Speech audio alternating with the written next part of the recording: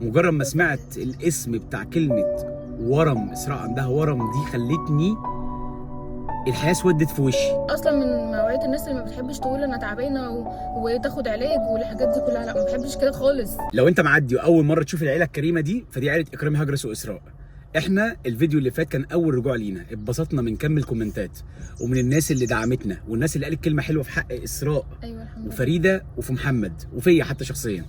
الفترة اللي فاتت دي برغم صعوبتها وبرغم الأزمة اللي عدينا بيها، بس كان عندنا فرد في العيلة كان متضايق حبتين، وحبينا ان احنا النهارده يبقى اخر يوم وناخد عهد على نفسنا ان احنا نشتغل ونكمل ونبقى اقوى مليون مره. اسراء عدت بفتره صعبه. انا شخصيا مجرد ما سمعت الاسم بتاع كلمه ورم، اسراء عندها ورم، دي خلتني الحياه اسودت في وشي. بصوا انا مش عايز اطول عليكم، مش عايز اضايقكم معايا بصراحه في الفيديو، بس انا كان عندي وجع جامد في مفصل الحوض بقاله فتره كبيره جدا. دكاتره تقول لي ده الغضروف مأثر على رجلك، خدي ادويه ومش عارفه ايه، والحمد لله كنت باخد ادويه بس كلها طبعا مسكنات، ومجرد بس ما المسكن يروح كان بيرجع لي الوجع تاني. دخلت المستشفى، عملت تحاليل بتاعتي وعملوا لي اشاعه وفحوصات كتير جدا. قعدت في المستشفى حوالي 17 ساعه تقريبا، وعملوا لي كل الاشاعات والتحاليل، وكان معايا الناس اللي وقفت جنبنا بجد بشكرهم من كل قلبي. و بعدين طلعوا لي الاشاعه، فقال لي انا مش عارف يعني الكيس اللي موجود عندك على مفصل الحوض ده ايه، بس انا شايفه ان هو حاجه ورمه. فطبعا انا سمعت يعني الكلمه خضتني اصلا وما كلمه ورم. لا في مفصل الحوض. ورم عند مفصل الحوض دي ورم داخلي جوه، احساس اللي هو انت اتخضيت لوهله. الجمله ذات نفسها طبعا بندعي لاي حد في الدنيا ربنا يتم شفاعه على خير يا رب. لكن فكره ان انا كمان كنت اول مره اسمع يعني اسراء بصراحه بما يرضي الله من نوعيات الناس اللي بتتحمل واصيله وبتتعب وشيلانه. انا حتى من اسبوع فات كان عندي كورونا كنت بموت. يعني اسراء والله العظيم يعني في وقت تعبي ده كانت ممنوع حد يخش لي. اسراء كانت بتخش تديني العلاج، الاقي منبه 7 الصبح 6 الفجر 5 الفجر 4 الفجر. فهي حماله اسيه. فلما انا لقيت ان بيقولوا لي ده اسراء تعبانه بالشكل ده وورم، فكره ورم احنا عندنا هسس في حياتنا طول عمرنا، ربنا رب يشفي كل مريض. فحسيت ان الحياه وقفت، الحياه كده وقفت للحظه. وفي نفس الوقت عارفين انتوا بقى بتعرفوا قيمه الست فعلا لما بتتعب. اسراء تعبانه بقى لها كذا يوم اصلا قبلها، واقعه ومش قادره تتحرك، مش قادره تعمل حاجه. اصلا من نوعيه الناس اللي ما بتحبش تقول انا تعبانه وتاخد علاج والحاجات دي كلها، لا ما بحبش كده خالص. بعد الشر عليكي وما اشوفش فيك حاجه وحشه ابدا.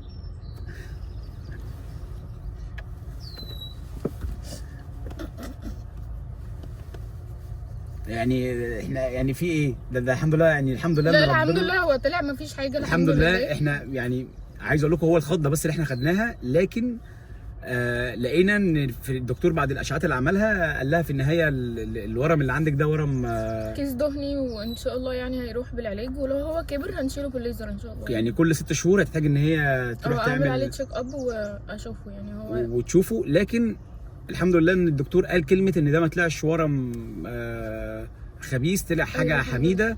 دي كانت يعني لحظه التنفس اللي جات لنا والانتعاشه بتاعت ان ربنا بيقول لنا بصوا يعني انا رحيم. أيوة. وفي نفس الوقت يعني اسراء النفسيه اللي عدت بيها، يعني فريده بدات تقول لكم يعني على فكره يا جماعه، انا زي ما قلت الفيديو اللي فات ان كانت دي كل ترتيبات ربنا، هي دي حصلت فجاه، احنا ما كناش عارفين اي حاجه. بتروح عند الدكاتره وبتقول هي الدكاتره بتقول لها ان هي بس الحب بتاعك، انت عندك غضروف اللي هو الكيس الدهني ده. فده كان كله ترتيبات ربنا، وده حصل فجأة. وكمان اسراء من نوعيات الناس اللي هي مش بتهتم، اللي هو تعبت شويه تعب تاخد شويه مسكنات وعادي ده يتراكم على ده وده يتراكم على ده. بس ده ما ينفعش. لا انا اصلا ما بحبش حته الدكاتره وان انا يعني اقعد بقى بس طلع في النهايه ان ايوه هو في تعب، انا اصلا تعبانه. لا يعني طلع في النهايه ان مش صح ان حد فينا يبقى عنده شويه تعب يقول انا هاخد شويه مسكنات ومن غير اي فحوصات. غلط جدا جدا جدا جدا يا جماعه. ما بتبقى تعبان شويه لو حتى والله كحيت روح اكشف وشوف الكحه دي نتيجتها ايه. جالك شويه برد ما تسيبش نفسك وتقعد تقول انا انا اخد براشيم من نفسي كده لا غلط جدا. اصلا احنا بنأثر على معدتنا كمان، يعني كتر البراشيم الغلط اللي احنا بناخدها بتأثر على معدتنا. ودي كانت الاسباب اللي خلتنا فعلا كان مودنا وحش وكانت نفسيتنا مش حلوه فعلا. وكل واحد فينا زي ما قلت لكم كان عنده قصه مختلفه لوحدها. احنا لو قعدنا نحكي من قصص من دلوقتي للسنه اللي احنا عدينا بيها دي، بس كل اللي هنقوله ان الحمد لله ان ربنا عدانا بكل الكلام ده ورضانا في نفس الوقت. ايوه. والسبورت اللي بنلاقيه منكم دلوقتي معانا في ظهرنا هو ده اللي هيخلينا نكمل وهيخلينا ان احنا نلف الفتره الجايه دي عشان بس نساعدكم. احنا عندنا افكار كتير، فيديوهات كتير، في بقى فسح وخروج ومطاعم جميله وتجارب اكل بقى هندي على اكل. بص هنجرب كل الحاجات المتخلفه اللي ممكن ما جربناش في حياتنا. في مفاجاه اسراء عملتها لمحمد وفريده، تيجي نروح نوريها لهم كده نبذه نوريها لهم. انا عملت ايه؟ مش تيجي نوريهم نبذه كده هناك لما نروح. ماشي. نحاول نفكها ونحطها ونوريهم بس ان ده هيبقى يعني نحضر لهم ده يبقى بس ما تبينش قوي، يعني ما تبينش مش هنبين تفاصيل قوي، يعني هنبقى على قد ما نقدر. ما تبينش دلوقتي في كلامك عشان المفاجاه ما تتحرقش. ولا اقول لك خليه الفيديو اللي جاي. ما هو الفيديو اللي جاي، بس احنا يعني مش عارفه، مش عايز تعرف المفاجاه ايه. هنطلع بس كده من الكرتونه الحاجه، والناس بقى تحكم تقول لنا بقى نحط فين الديكور ونعمل ايه. بس الاهم ده كمان من كله، ما تنساش تعمل لايك عشان مهم جدا، تعمل كومنتات، ما تنساش تكتب كومنت بلدك وتقول بتتابعنا منين. اسراء امبارح مسكت كومنت بتقراه وكانت مبسوطه من كم الناس اللي من اردن ومن تونس ومن مصر ومن كل الدول العربيه اللي والله مبسوطه بيكم جدا ومبسوطه ان انتوا معانا كمان. وفريده فاتحه على التلفزيون عندنا ايه. فعلا. لا انتوا نسيتوا حاجه، انا ما نسيتش. فاكرين لما كنت بقول لكم في زر احمر تحت حولوه لي؟ ياه انت لسه فاكراه؟ ده الزرار ده اتغير بقى بنطلون دلوقتي. كبر خلاص بعد الخياط. لا بجد والله كل كومنتاتكم فرحتنا قوي. احنا بنقعد نقرا كل كومنت. سبسكرايب ولايك والله العظيم، والله يعني دعواتكم بس لينا كده، ربنا يبعد عننا اي حاجه وحشه. اللي اعمل لكم مفاجاه حلوه قوي، مش عايز اقول هي ايه، لكن انا اللي ربنا يقدرني عليه مع الناس اللي بيحبونا احنا هنعمله. وزي ما قلت لكم النهارده هتكون بدايه صفحه جديده تماما. احنا قفلنا كل القديم، لان في ناس في الكومنتات كتبت انتوا ما حكيتوش كل حاجه، حاسين جواكم سر ما حكيتوهوش. بصوا كمان يمكن الموضوع حساس ان احنا في غربه، ملناش غير بعض، يعني ملناش فعلا غير بعض. انا لما تعبت يعني لقيت اللي بيطبطب عليا واللي بيشوفني والله خليني اعيط لا ملناش غير بعض. فعلا حاجه صعبه، الغربه صعبه قوي، حاجه فعلا صعبه احنا بنتخطاها. ولادي اللي موجودين حواليا، اسراء موجوده حواليا. الموضوع يا جماعه فعلا يعني مش هقول غير ربنا يخليهم ليا، لان يمكن ما قربناش من بعض كلنا قوي غير لما جيت هنا امريكا. ممكن ده هو اللي قربنا بحكم ان احنا لوحدنا. انت خليتني اقعد اعيط في الفيديو عياط.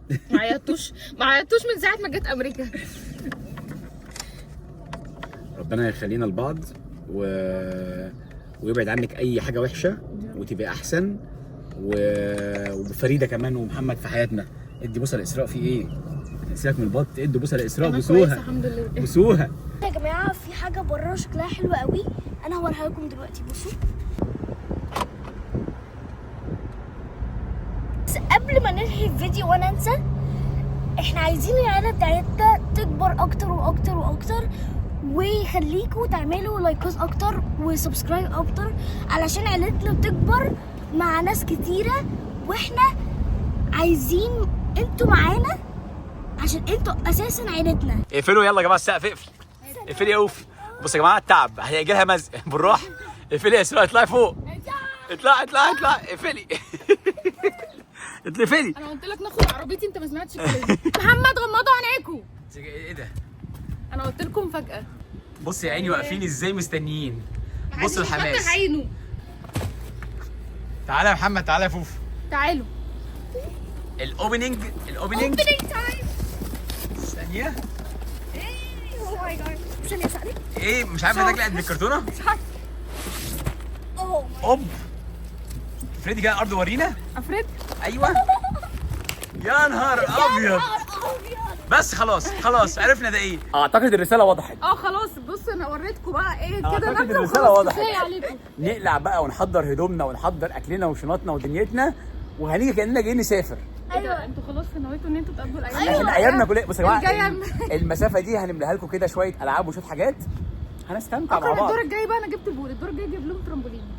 اجيب لهم هو ايه الترامبولين ده؟ معلش اللي بتنط عليه كده. الترامبولين معلش تعليم امريكا. هقول لهم ايه؟ كده هنجيب السلايد. طب يلا نحضر الفيديو اللي بعده وما تنسوش تعملوا كومنتات كتير، وهتوحشونا جدا يا عيله.